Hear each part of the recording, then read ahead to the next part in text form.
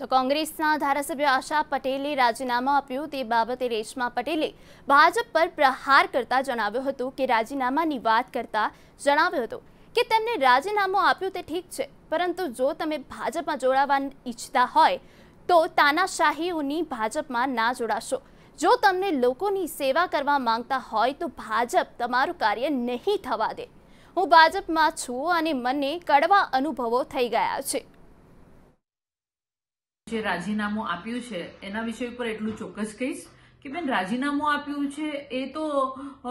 સમજ્યા, પરંતુ જો તમે ભારતીય જનતા પાર્ટીમાં જોડાવાની ઈચ્છા રાખતા હો તો મહેરબાની કરી અને આમ તાનાશાહોની ભારતીય જનતા પાર્ટીમાં ના જોડાશો, કારણ કે લોકોની અને જો રાજ્યની સેવા કરવા ઈચ્છતા હો તો આ તાનાશાહો વાળી અને જે આપખુદશાહી વાળી ભારતીય જનતા પાર્ટી છે એ તમારું કાર્ય નહીં થવા દેશે। એ પણ એક સત્ય હકીકત છે, કારણ કે હું પણ ભારતીય જનતા પાર્ટીમાં છું ને મને પણ જેમ તમે કડવા અનુભવો બતાવી રહ્યા છો એવા હું આપને ભારતીય જનતા પાર્ટીના કડવા અનુભવ બતાવી રહી છું।